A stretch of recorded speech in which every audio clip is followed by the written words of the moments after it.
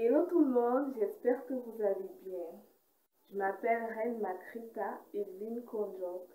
J'ai 23 ans, je suis étudiante en Master 2 de philosophie en faculté de lettres et des sciences humaines à l'université de Douala. Alors, parmi toutes les lectures que j'ai pu faire jusqu'ici, c'est la pièce théâtrale de l'écrivain camerounais Guillaume Oyolombia intitulée Trois prétendants, un mari, que j'ai beaucoup aimé. Dans son livre, il dénonce les dessous de la dot et les réalités liées au mariage dans nos sociétés traditionnelles africaines. Cette comédie écrite met en scène les personnages tels que Juliette, qui est la fille la plus admirée du village, Abe Solo, son grand-père, Bela, sa grand-mère, Mbarga, le chef du village, Atangana, le père de Juliette, Makrita, la mère de Juliette, les trois fameux prétendants, Ji, Bia et Tcheken, et bien d'autres personnages. Cette pièce a remporté un énorme succès partout où elle a été jouée et a reçu le prix El Hadj Amadou Ahidjo en 1970. Je vous le recommande, c'est un livre extraordinaire.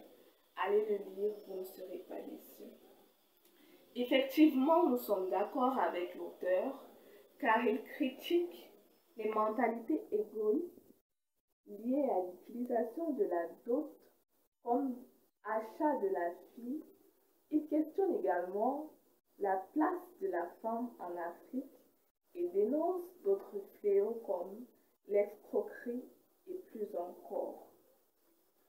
Alors, pour vous donner un avant-goût de cette magnifique histoire, je vais vous lire un petit extrait du livre qui se trouve dans l'acte 1 à la page 13.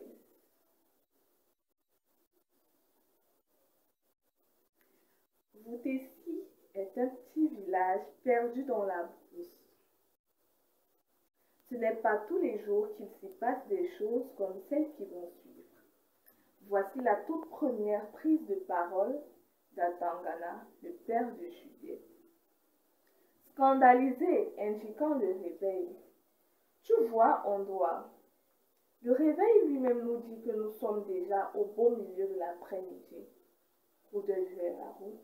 Et ma femme qui est toujours au champ, Makrita, va-t-elle jamais comprendre que je la veux toujours au village bien avant midi? C'est le tour d'Ondoa de prendre la parole, avec un geste de découragement. Aka, Atangana, ne m'en parle pas. C'est ce que je dis toujours. Les femmes n'en font jamais qu'à leur tête.